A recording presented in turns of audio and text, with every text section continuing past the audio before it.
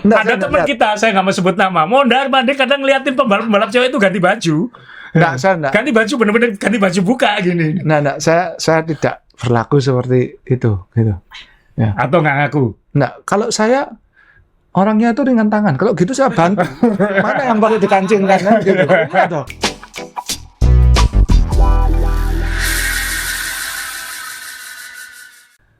Teman-teman, ketemu lagi di meja lagi sekarang, Om Rey, saya Azrul Ananda. Kita ada beberapa tema, tapi yang paling utama hari ini adalah bahas tentang kabar baik. Menurut saya kabar baik, nggak tahu nanti menurut Om Rey, kabar baiknya adalah sekarang harga-harga komponen itu menuju ke arah affordable lagi. Maksudnya menuju ke arah setelah puncaknya pandemi yang segalanya serba nggak masuk akal, sekarang mulai rasional lagi ya. Mulai mungkin bukan affordable tapi rasional kayak gitu. Karena nanti kita akan bahas beberapa grup set yang bisa jadi pilihan ke depan yang kita bukan berarti full budget tapi performance grup set yang harganya sekarang lebih rasional gitu. Itu nanti tema utama kita, tapi sebelumnya karena ini tayang hari Rabu sebelum weekend tanggal 24 September dan akan ada Kediri Dolocom. Jadi di kesempatan ini kita ingin ngingetin juga tentang event trilogi penutup trilogi Jawa Timur dari Main Sepeda tahun ini. Tidak lagi start di Surabaya, Om Rey, langsung ke Kediri. Hari Minggu start di Kediri. Ini petanya kita tampilkan di layar. Kita sudah cek rute bulan lalu, tapi ini ada perubahan lagi karena memang banyak kawasan pembangunan baru, jadi ada jalan-jalan yang harus dihindari, reroute ya. Tapi terima kasih kepada Pemkab Kediri, Bupati Mas Dito, karena jalannya semua sekarang dirawat. Bahkan kemarin Mas Dito sebagai Bupati juga bilang ini kedepannya harus kita amankan supaya kedepannya akan makin berkembang lagi. Untuk bisa berkembang kan harus dirawat. Ya jalannya harus baik, tanjakannya harus dirawat.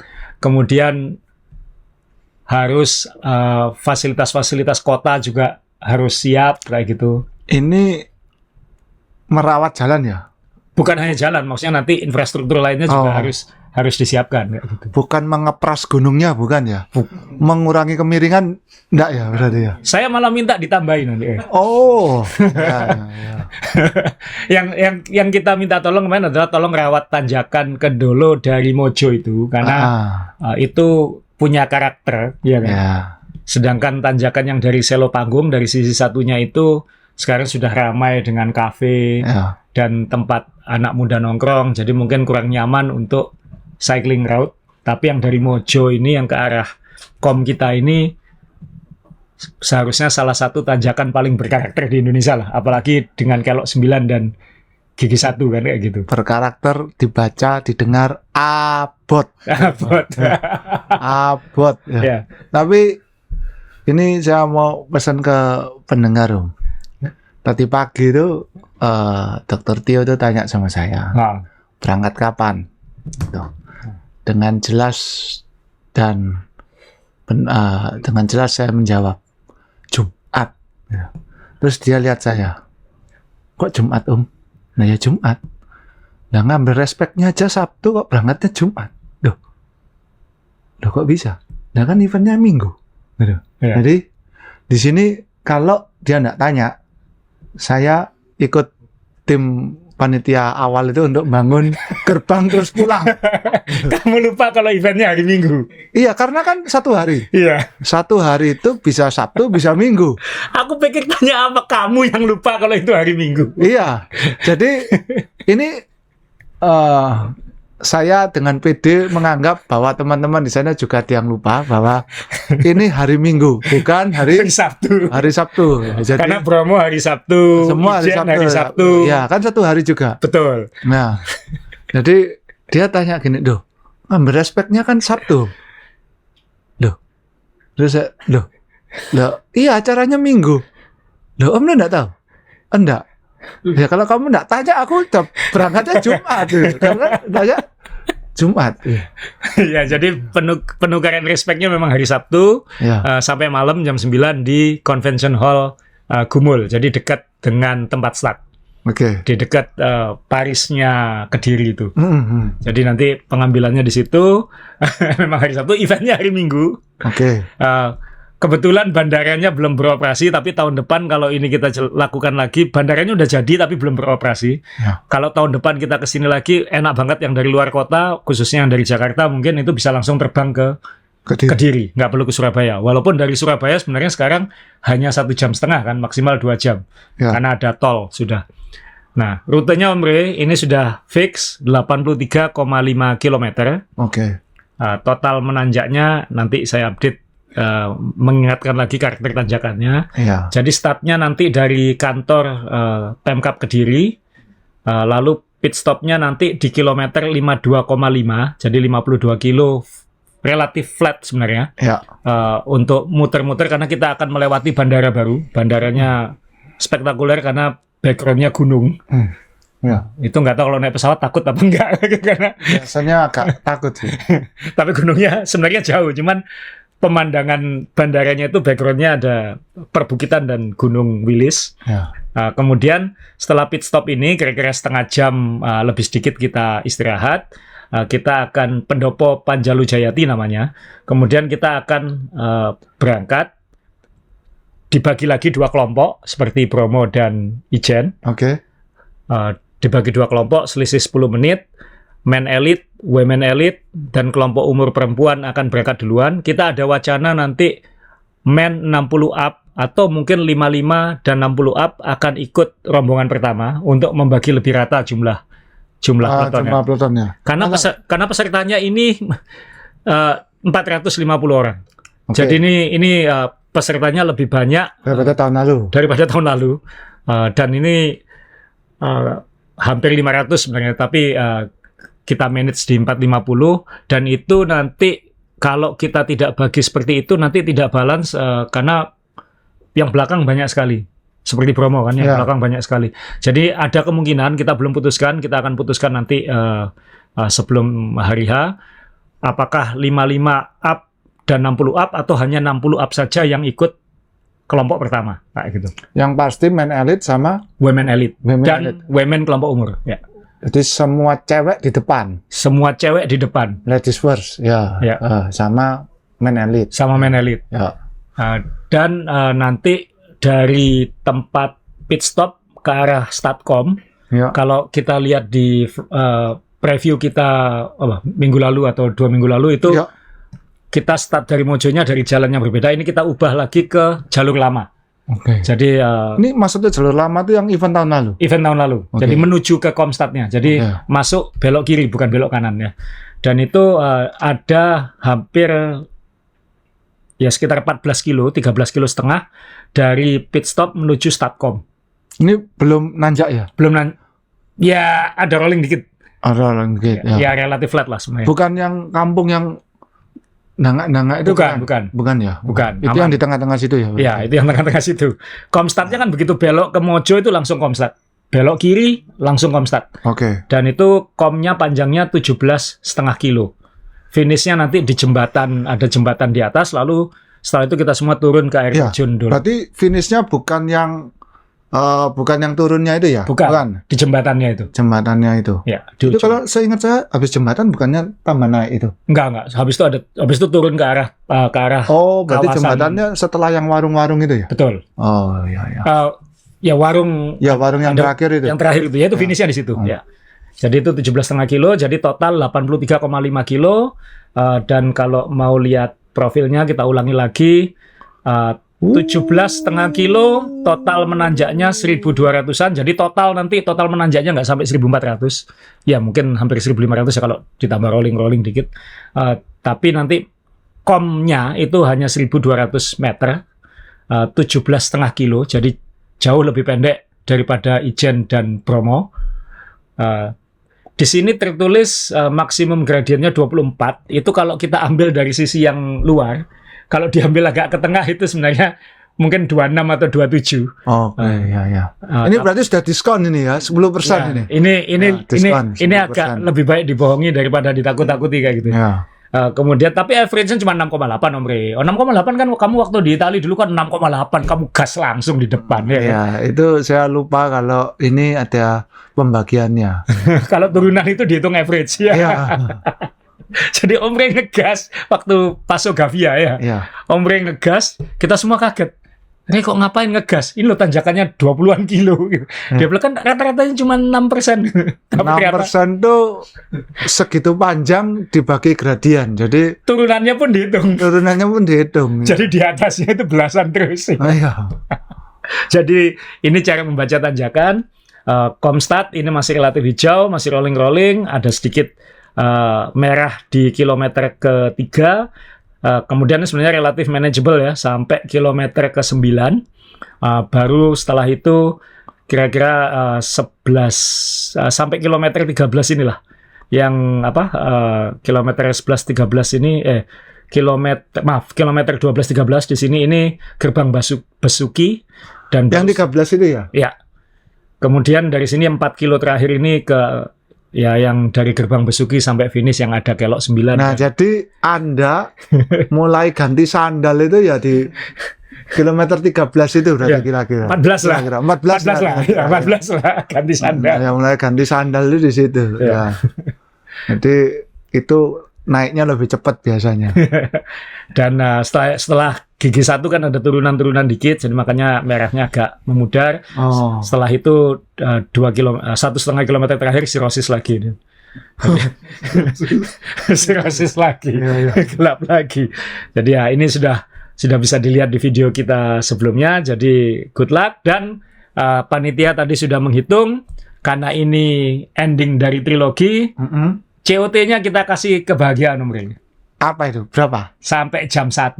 Sampai jam 1, oke. Jadi kira-kira nanti komstatnya kira-kira jam 9, 9.30. Jadi 3,5 sampai 4 jam. Hah? Enteng. Saya kemarin nonton di Gigi 1 aja 1 jam 40-an. No. Kan cuma 17,5 kilo. Nah, ini pasti ada sesuatu. Enggak. Ah. Man elite 1 jam selesai. Man elite 1 jam selesai. Masa ya? Jadi PR saya 1 jam 30-an, tapi kemarin saya nonton yang di video kemarin itu saya nonton aja 1 jam 47 kalau nggak salah. Jadi saya habis itu masih ada 2 jam untuk menuntaskan bagi yang lain.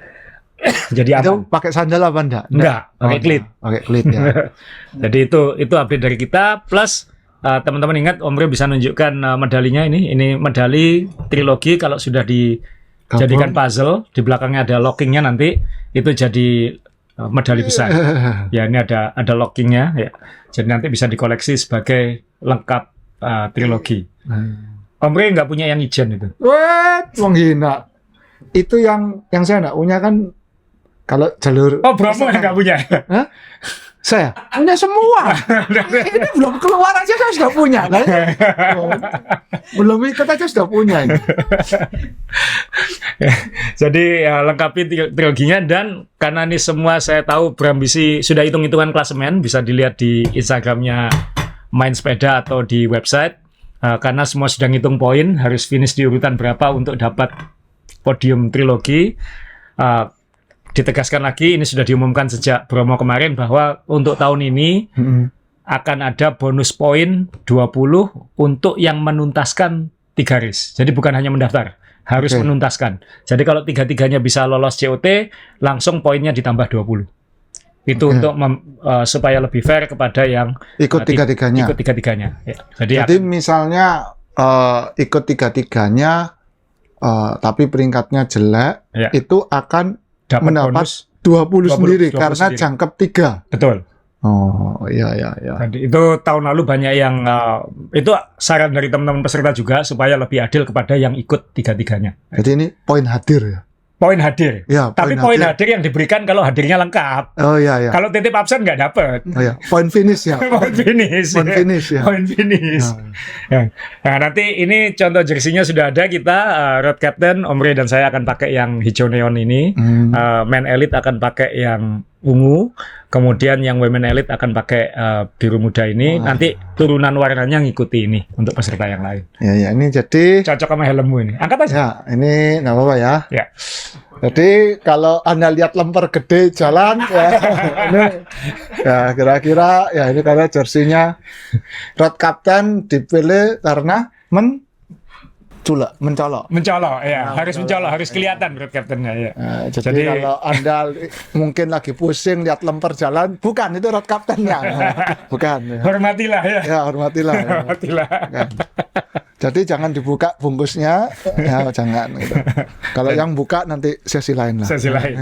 Ya. Jadi itu tadi tentang Kediri Dolocom, sampai ketemu di Kediri, penutupan trilogi, nanti ada satu event lagi Om Riz sebelum tutup tahun.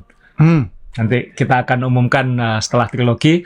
Setelah trilogi kita akan umumkan kalender 2024 lengkap, plus ada tambahan satu event lagi nanti rencananya di akhir November 2023. Nah, nanti yang buat 2024 kapan? Setidak lama, kan ini sudah akhir September, bulan Oktober kita sudah umumkan.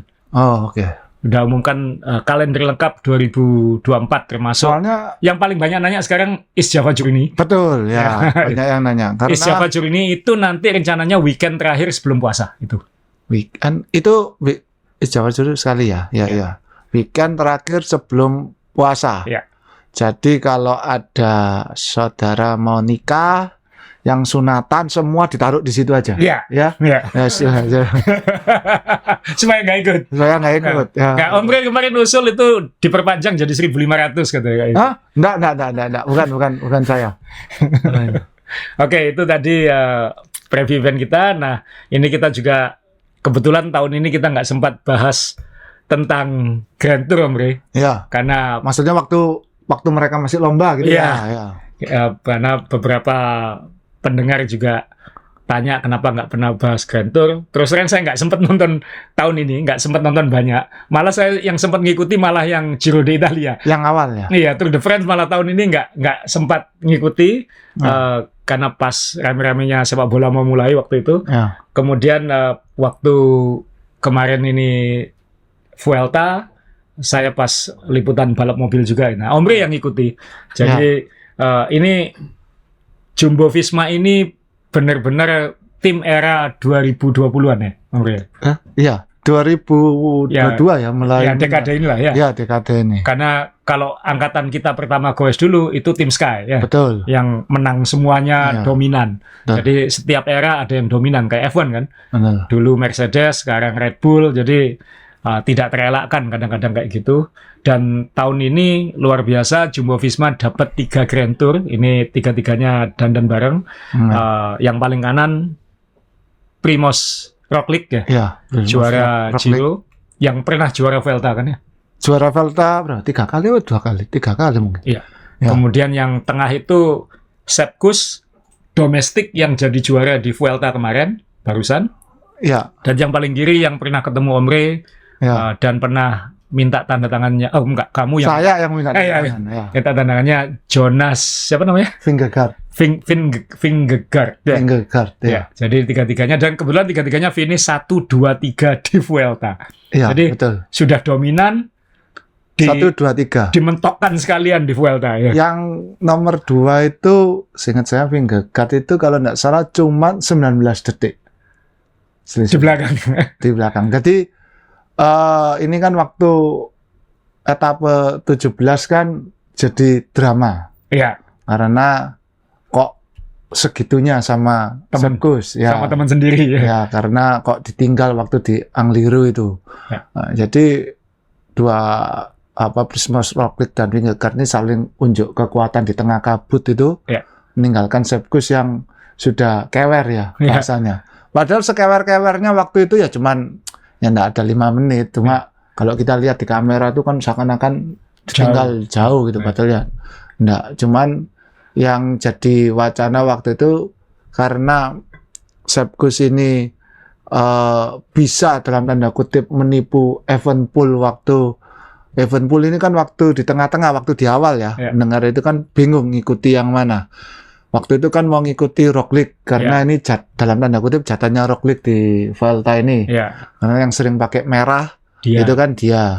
Ternyata yang ngebreak Sepkus, nggak Ya. diikuti sama Sepkus, difinishkan sampai selisih waktunya itu jauh, terus yang dapat merahnya dia gitu. Nah, akhirnya bingung mau ikut yang mana, mau ngejar yang mana. Jadi akhirnya keterusan, orang mulai berpikir, loh berarti kalau dia bisa merah, ya dia aja yang Sekalian. juara. Iya, Ya, iya. jadi sudah bukan, karena awalnya kan, oh ini Vingegaard, oh ini Roglic, karena satunya juara Tour de France, satunya juara Giro. Iya. Nah ini pasti Yang mana yang mau ditonjolkan ini? yang ya? mana? Ternyata Sepkusnya yang dapat di tengah-tengah, karena ditinggal di Angliru itu pecah, maksudnya pecah pendapat.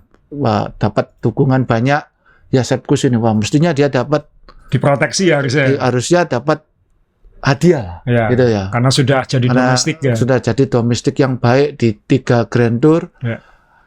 Narikkan 2 gaco ini Ya. ditanjakan. Memang kalau Vingegaard itu dapat domestik megastar itu, Van Aert itu, tapi kan biasanya dia nggak sampai tanjakan yang derajatnya tinggi-tinggi itu. Betul. Masih di awal-awal itu memang getol dia. Kalau ngejar ketinggalan waktu apa itu memang kuat. Tapi kalau di tanjakan yang sudah mulai miringnya nemen itu kan Sepkus yang Sepkus. gering sampai kalau ingat waktu Vingegaard merodolkan Pogacar di Tour de France itu kan ditarikkan Sepkus, begitu ditarikkan Sepkus saja sudah merodol, berarti sudah habis.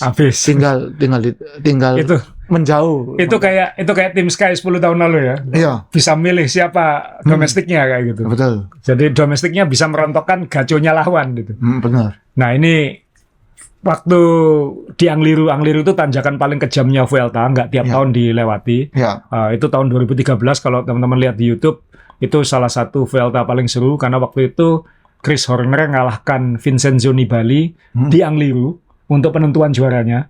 Dan itu tanjakannya kan sampai 21%, 22% gitu ya. Wah, itu kayak ijennya kita kan kayak gitu ya. Chris Horner itu yang di YouTube itu. Iya. Oh, ya itu. Itu kan orang Amerika pertama yang menang Vuelta kan. Ini orang Amerika kedua yang menang Vuelta. Oke. 10 tahun kemudian. Musuhnya Nibali. Musuhnya di Bali waktu itu. Ya, waktu itu Nibali jangan dilihat ketika Nibali yang terakhir Ya, ini itu bukan. Nibali lagi jago-jagonya ya. Ya, Karena Nibali waktu itu mau juara Tour de France juga dia waktu itu. Nah, Angliru itu kejam banget, dan waktu itu saya bilang ke teman-teman di grup kita, kan bilang, ini apa nggak marah apa sponsornya kalau Sepkus diserang kayak gini? Kan Sepkus ini kan orang Amerika. Lah, ya, ya. Jumbo Visma kan, Cervelo itu kan Kanada. Kemudian pasar besarnya kan Amerika. Kemudian tim ini kan disponsori oleh SRAM. Ya. SRAM itu Amerika. kan Amerika juga Ya. gitu. Nah kan dia punya kebutuhan marketing. Ini kan pas dua ini kan negara Eropa yang kecil-kecil tuh. Ya. Yang satu Slovenia yang penduduknya sama kayak Sidoarjo, cuma 2 Betul. juta orang. Ya. Yang satu lagi mana? Denmark. Denmark. Ya. Penduduknya juga nggak banyak kan ya. Benar, ya. Jadi kan untuk kebutuhan pasar, Ya. saya sudut pandang Marketing. bisnis, Ya. ya Sepkus harusnya dikasih kemenangan karena itu feel good story kan itu. Ya, ya. Nah, dan akhirnya kan setelah itu ada kesepakatan, oke kita kasih Sepkus kan kayak gitu. Ya, Jadi ini mungkin yang Anda ngomong ini adalah behind the skin. Setelah itu 18, 2 orang ini jadi Cina. jadi Cina, ya. Mungkin di WA itu ya. Ya, ojo, bayarannya gak cair. Kayaknya nggak Oke, jadi. ya. Terus besoknya gini. Makanya senyumnya kan agak ya gimana, beda ya. Yang kiri kanan sama yang tengah kan agak beda gitu ya.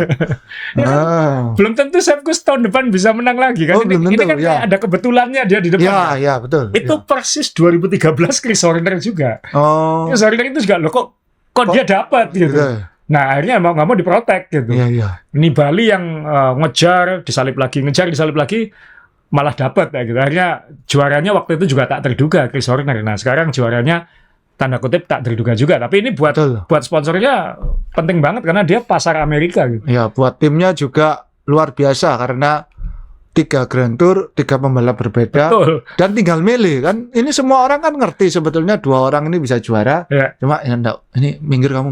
Nah, kan bisa milih. Jadi Tim order. ya.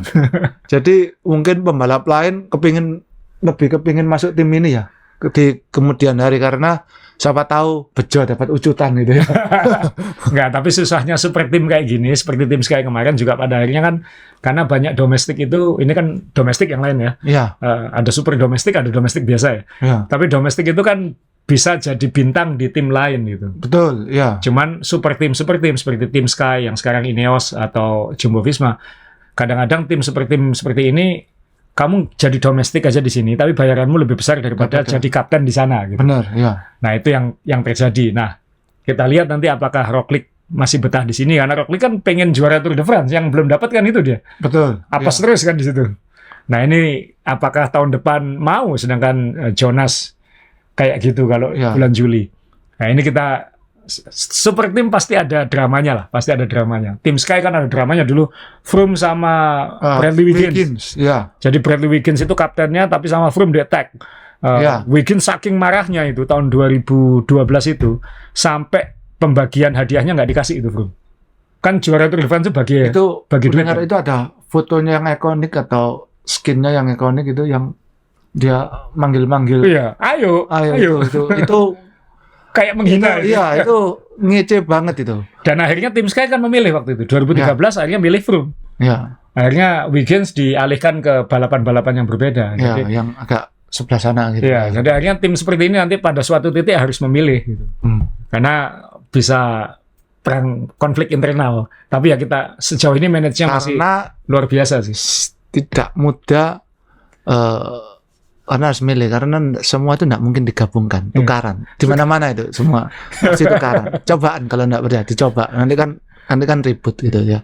Jika ada satu, ada dua, jangan digabung. Jangan digabung. Ya, berkelahi nanti. Nanti tahun depan akan seru lah dinamika tim inilah. Akan seru, dan apakah tim lain bisa ngelawan itu juga kita harus tunggu ya. Karena dominasi ada baiknya, ada kayak pisau dua mata kan ya. Ya. Nah, belum tentu baik, tapi tahun ini tahunnya Jumbo Visma, salut luar biasa. Saya yakin teman-teman di Indonesia udah banyak yang pesan bajunya itu.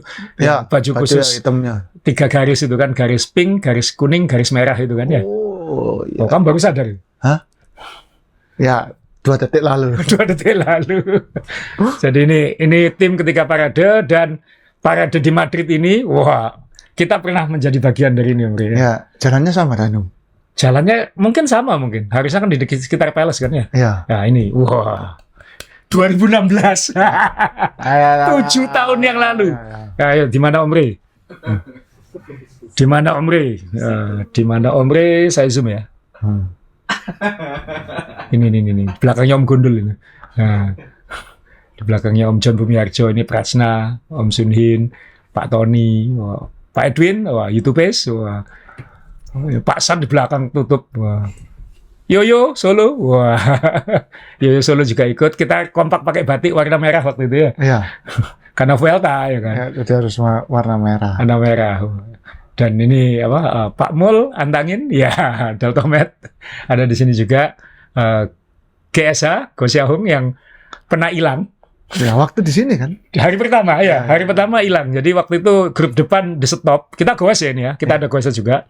Di stop ada yang hilang gitu. Grup depan itu kamu kan tengah. Grup depan itu kita kayak taruhan itu. Siapa yang hilang? Ternyata yang hilang GSA. Sulit di sana itu untuk bisa tahu rute dengan pasti, yang memang nggak pernah ke sana ya. Zaman itu kan Garmin juga ya sudah ada GPS, tapi kan nggak kayak sekarang kan ya. Ya. Ya, petanya itu enggak sebelum enggak bisa. Ya enggak kayak sekarang lah intinya, enggak kayak Garmin yang sekarang itu lah. Jadi ya itu pengalaman kita juga guys dulu, dan aku tahu Om Ri yang paling berkesan di sini apa? Oh, itu.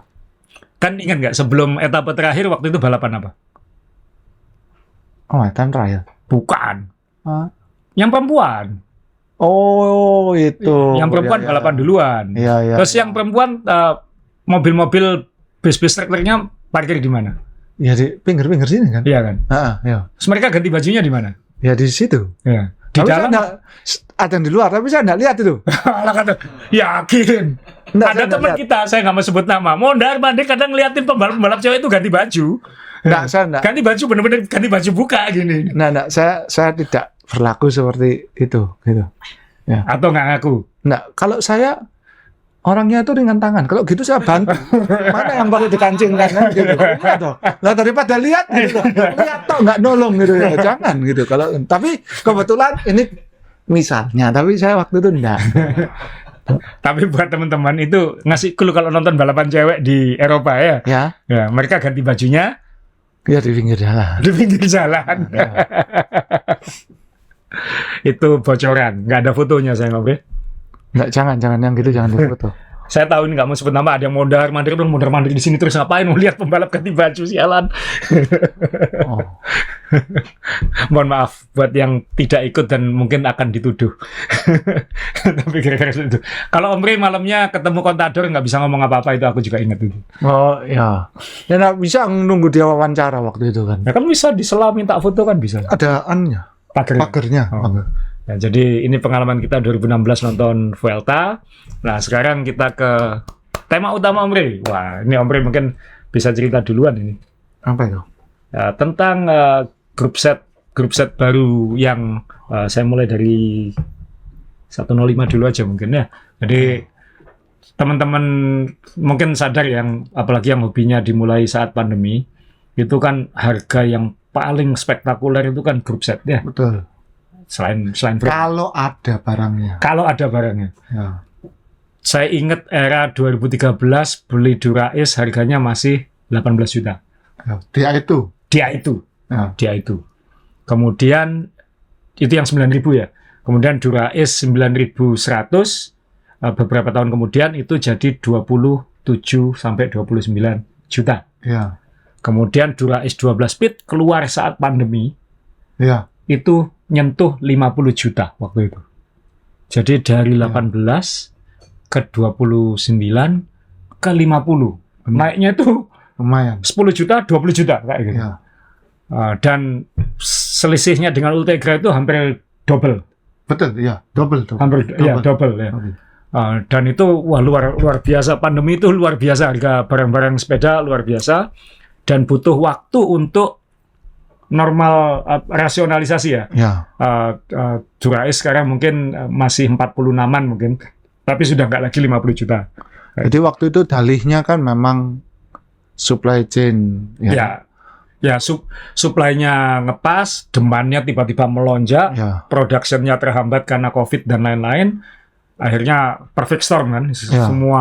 Semua masalah itu mengakibatkan harga melonjak tajam. Betul. Dan ditambah lagi waktu itu kan ada pabriknya kebakaran satu.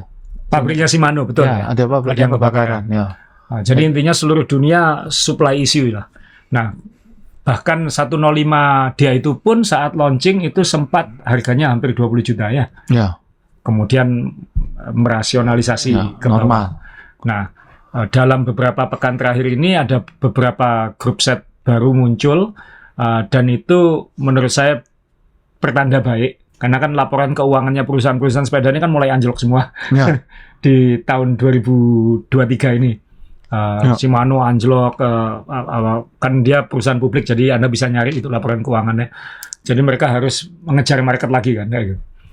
Dan ini saya suka ketika kemarin akhirnya ternyata masih ada 105 mechanical di launching. Om Rey sempat datang ke acaranya dan harganya sekarang sudah di kisaran 10 jutaan lagi ya.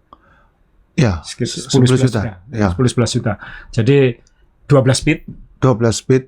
Terus armnya panjang dan kalau secara ininya textbooknya itu sprocketnya boleh yang paling gede yang di 105 ini. 1136 itu. 1136. Biasanya kan 34 ya. Jadi dia makin meluas ya. Nah, 105 ini bukan rahasia, sejak saya awal hobi sepedaan tahun 2011-2012, 105 itu kayak people's group set kan itu ya. Jadi ini group set, ada budget group set. Kita harus memisahkan ya, mana budget group set, mana performance group set.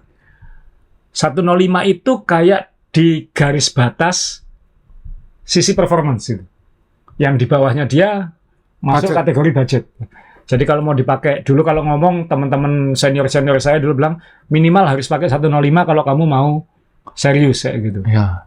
Nah, 105-nya sekarang sudah ada yang mechanical 12 speed dan harganya sudah di kisaran 10 juta. Berarti ini akan membantu membuka lagi market kan kayak gitu. Ini akan baik untuk buat yang masih menganggap itu mahal, mohon maaf. Jadi kita tolong jangan dilihat ini mendang-mending atau carry hore atau apa, tapi kita harus melihat ini sebagai wawasan pasar ya. Karena kan dalam hidup ini yang pasti hanya dua, kita semua akan mati dan harga akan naik kan gitu kan. Oh gitu ya. Nah, tadi kan di awal Om bilang ini adalah berita baik ya toh. Seharusnya ya. Ya berita baik. Tapi ada satu lagi, ini berarti ini memang baik karena ada pilihan. Sebenarnya 105 ini sudah keluar di iTunes-nya duluan, ya kan? Lebih mahal. Ya. Ini lebih terjangkau. Jadi kalau lebih terjangkau itu maksudnya ya kalau mangga itu lebih tergodek gitu ya. Satunya godeknya enggak sampai, yang ini lebih tergodek. Tapi ya tetap perlu pakai godek begitu ya. Nah, yang jadi problem adalah ini juga menjadi kepusingan yang kadang belum tentu. Apa maksudnya? Kan banyak orang itu sebetulnya sudah punya grup set, ya. Ditambah 1 gigi ini sudah tidak bisa tidur.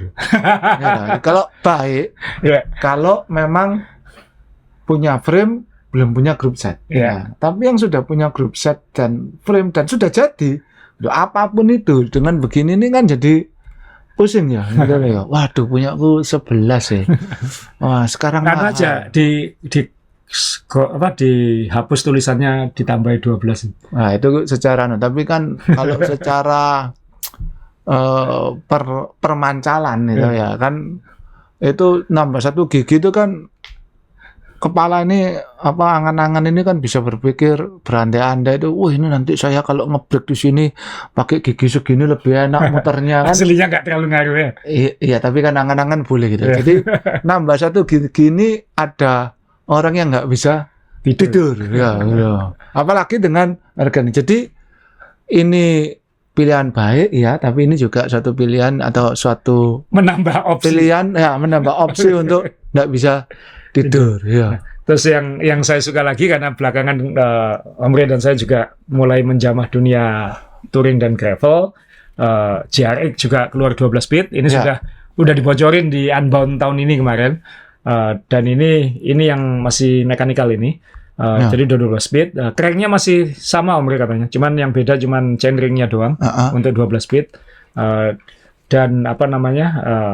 Ini GRX yang baru ini yang saya suka itu bisa 2 pilihan. Jadi bisa pilihan untuk semi road. Nah, dia ada 3 jenis pilihan. Chainring apa sprocket? Sprocketnya. Jadi sprocket, bisa pakai sprocket 12 speednya road, berarti yang 1136-nya 105 atau Ultegra, atau 1134-nya Ultegra, atau dia bisa yang one by, itu bisa pakai punyanya microspline-nya MTB.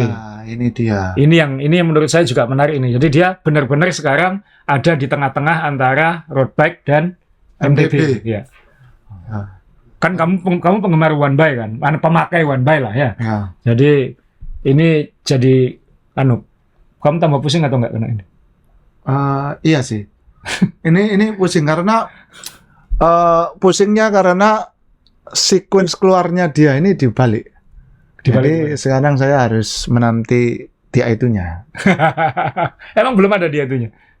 Belum ada. Belum ya? Ya belum. Yang kalau 105 kan dia itunya dulu. Baru mechanical-nya. Nah ini dibalik lagi. Sekarang mechanical dulu, baru dia itunya. Gitu.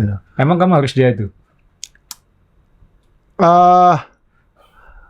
Gimana ya? GRX GA itu menurut saya adalah hood, drifter, shifter atau brake lever yang paling nyaman kalau menurut saya. Bentuknya agak panjang ke depan gini. Panjang ke depan ya. Panjang ke depan. Itu untuk yang suka megang-megang atas. Maksudnya megang bagian atas ini itu enak karena tangannya bisa naruhnya tempatnya gede, agak maju sedikit bisa, mundur gini bisa gitu ya. Nah, itu agak beda sama yang biasanya sama yang mechanical karena mechanical itu terkesan lebih gendut. Iya, lebih gemuk ya. Lebih gemuk gitu. Ya. Nah, kadang-kadang ada yang gemuk itu kan enggak enak dipegang gitu ya. Yang kecil-kecil itu ya enak dipegang gitu. Nah, yang kecil ini itu biasanya di itunya gitu. Apalagi kalau saya pakai dia itu terus one by, ini 12 speed. Itu sudah sama seperti ketika saya pakai yang Ekar kemarin. Ya. Itu pilihan, Kampanye lo Ekar. Ya, kampanye lo Ekar itu 12 speednya itu sudah cukup wide pilihannya. Pilihan gearnya ya. Pilihan gearnya. Ya. Cuman harus agak riset lagi karena yang tadi diomong Om Asa itu adalah pakai HG yang biasa. Ini yang HG ya, HG itu free hub-nya Shimano yang lama yang 11 speed. Hyperglide. Nah, HG Hyperglide. Ya. Itu free hub mayoritas yang ada di pasaran sekarang. Nah, sedangkan yang one by ini pakai free hub namanya Micro Spline yang untuk MTB yang 12 speed itu. Ya, itu kan kelihatan gearnya apa ya? Rasionya itu jauh dari yang paling bawah sama yang lebih longgar-longgar ya. Lebih longgar-longgar. Intinya yang atasnya itu berapa? 51 kalau nggak salah ya. Ada yang 51, ada yang 45 kalau nggak salah. Nah, itu. Jadi itu untuk mengakomodir one by kan sebetulnya.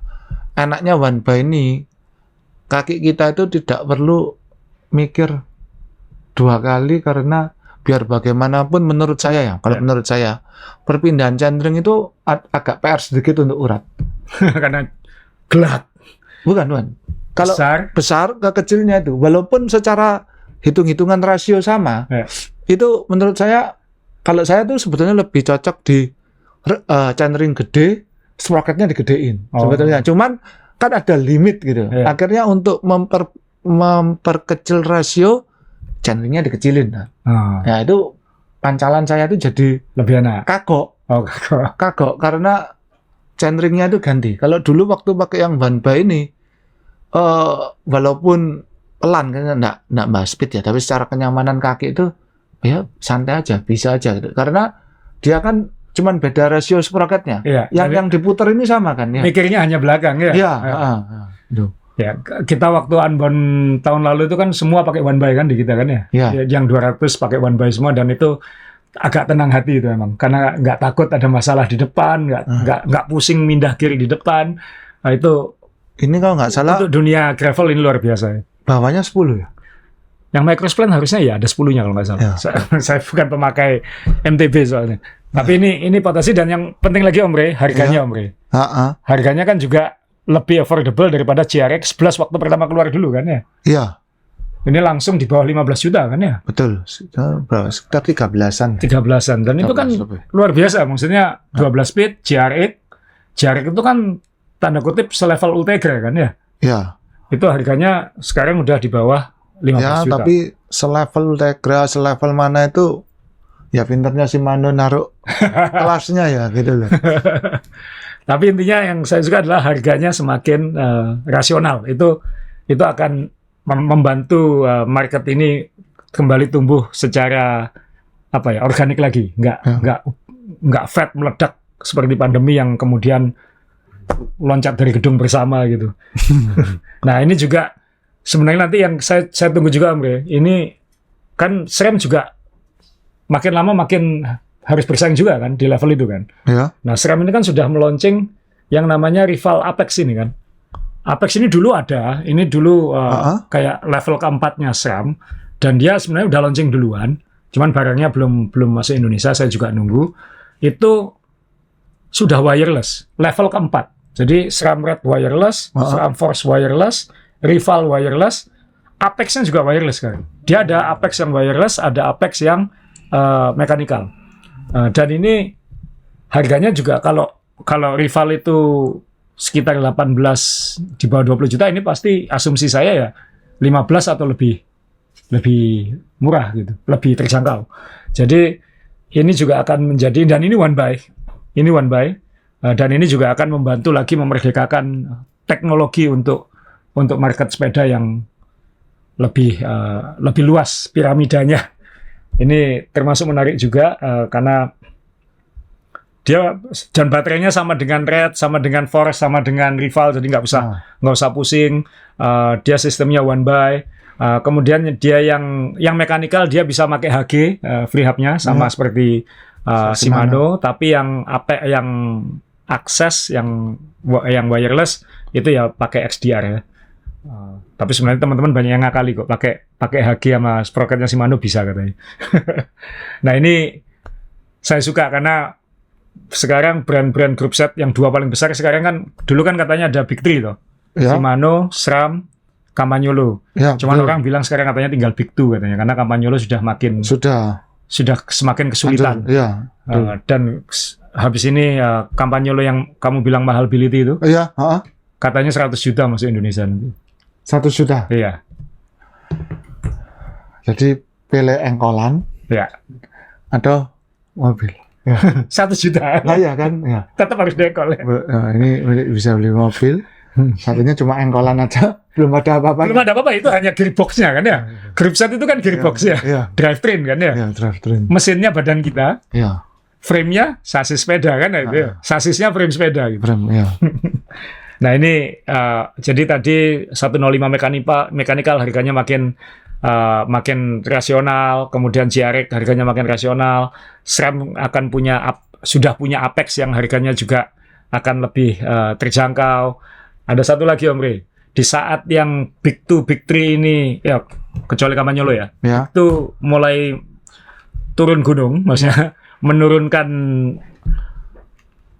apa ya, mendekatkan diri ke bawah. Ya. Nah, yang grup set pesaing-pesaing yang goyang-goyang selama pandemi itu kan dari Tiongkok itu, Ya. dia juga mulai menggoyang ke atas gitu. Oh. Kan sudah ada Sensa dulu, Ya. kemudian L2 Itu, sudah keluar ya. yang elektronik, Ya. L2 keluar elektronik, Sensa sudah keluar yang full hidrolik, yang elektronik belum, tapi full hidrolik sudah, cuman 4,5 juta mini grup setnya. Ini namanya apa Om yang baru? Sansan, bukan? Sensa HRD.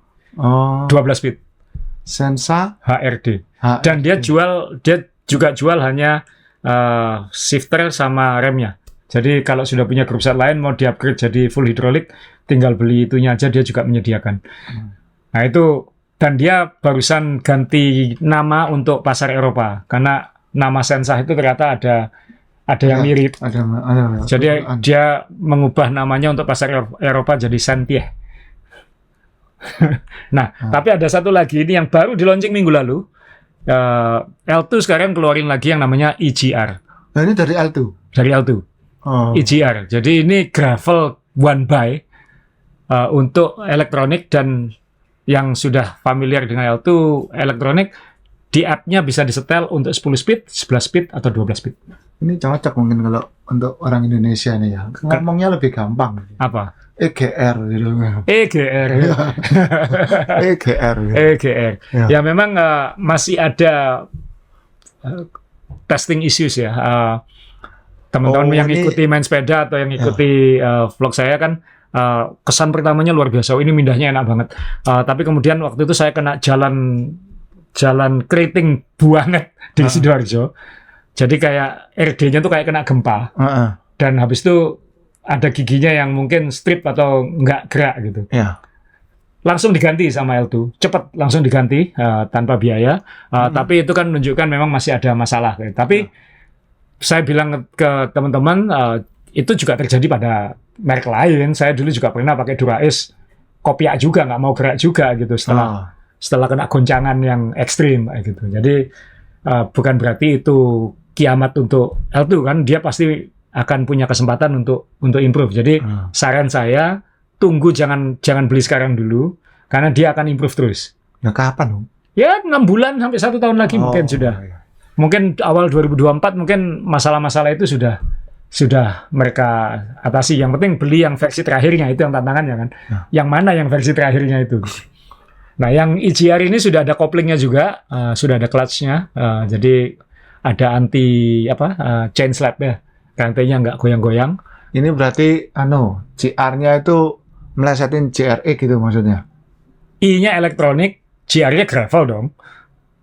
Yang satunya kan JRX, ini EGR. Ya, sama-sama gravel. Ya. Jadi ini saya suka. Jadi yang fighting brand ini mulai main ke atas, brand established, serius ke bawah gitu.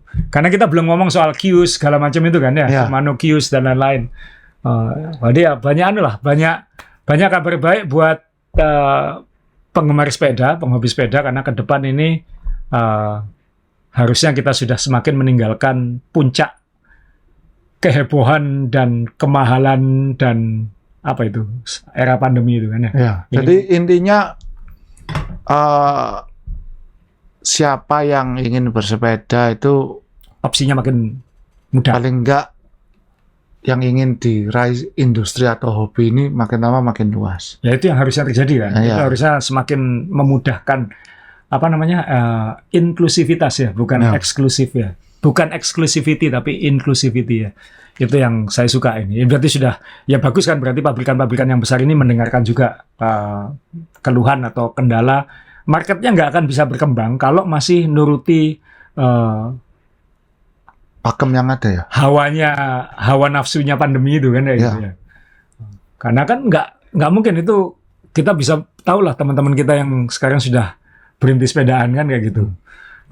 Jadi ya moga-moga nanti ini terus terjadi dan makin lama kan moga-moga makin apa ya, makin banyak opsi, makin banyak pesaing itu baik, makin banyak pilihan itu baik, orang bisa milih-milih sekarang, bisa mix and match. Biasanya kalau terlalu banyak pilihan itu itu enggak jadi-jadi biasanya. Bingung milih terus ngicipi kok ngicipi maksudnya itu nyobain terus itu. Nah, jadi ini belum tentu baik juga. Ya itu yang tadi saya ngomong, ini mungkin semakin banyak pilihan nih pusing mikir ya. Ini yang ini atau yang ini atau yang ini gitu. Kalau saya sih Om, saya sekarang benar-benar semakin mengapresiasi pentingnya yang mid itu, yang tengah-tengah. Jadi Ultegra itu penting banget, ya kan? Itu kan performance-nya nggak jauh dari Dura-Ace, tapi harganya separuhnya hampir. Force itu sebenarnya kan sudah mirip dengan Red, tapi harganya juga jauh. Nah itu semakin mengapresiasi yang tengah itu, yang karena ada temen nanya, kalau ada temen nanya Om Re gini, kemarin saya ada yang nanya gini Om Re, worth it nggak Sru kalau misalnya aku beli yang kampanye low wireless itu? Mau jawab gimana?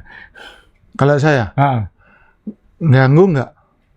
Kak, saya bilang dia, kamu mampu, aku bilang kayak itu. Kalau kamu mampu kan itu pilihan kamu. Iya, ganggu nggak? Aku ngomong apa kan percuma kalau buat aku pribadi, mungkin nggak kayak gitu kan ya. Tapi kalau buat kamu worth it ya kenapa nggak kayak gitu?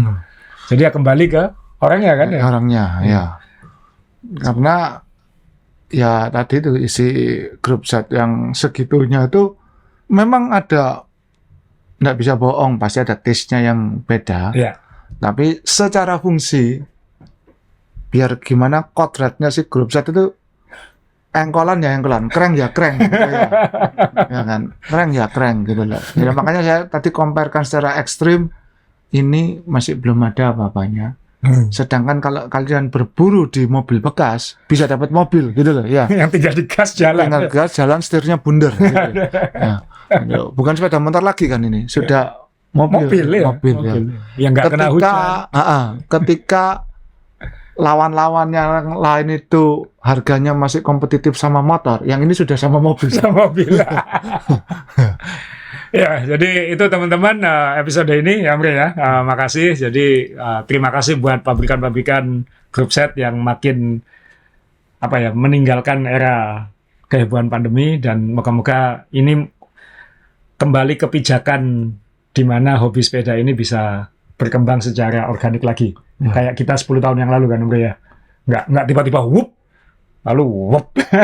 Tapi ya organik, cuman karena pilihannya ini semakin luas, ya diharapkan walaupun organik masih ada nafas ketika pandeminya sedikit. Jadi maksudnya multiplier-nya itu tidak seperti waktu zaman kita pertama sepedaan itu. Karena belum cukup banyak orangnya ya. Iya, dulu nambah satu penghobi di ujung kota itu semua tahu. Oh ya, ini sekarang ada namanya ini, ya mulai sepedaan, ikutnya sama si ini gitu.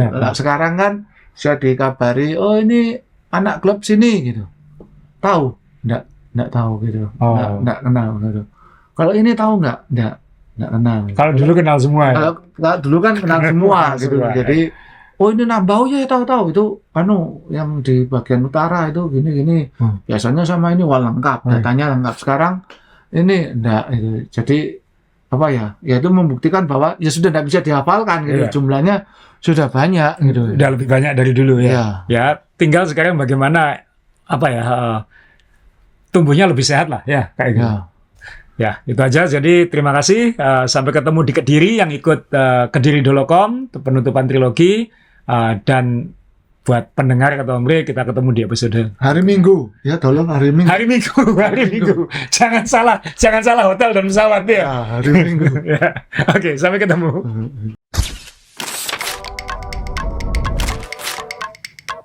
Saya Azrul Ananda, founder DBL Indonesia dan Azaware. Sejak awal, misi besar kami adalah untuk breaking the barriers, meruntuhkan segala dinding penghalang anak Indonesia untuk mengejar mimpi-mimpinya, untuk mendorong merek-merek Indonesia ikut berperan aktif di industri olahraga. Sekarang, kami memasuki fase baru perjuangan itu. Aza berkolaborasi dengan brand Indonesia, Jackson.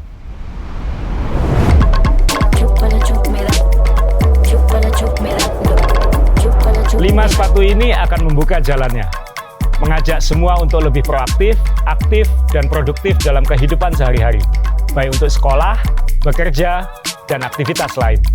Bintang-bintang olahraga yang kami tampilkan ini juga menunjukkan niat, dedikasi, dan tujuan kami ke depan, membuat sepatu-sepatu yang nantinya mendorong anak muda Indonesia meraih prestasi dunia. Aza, semua bisa.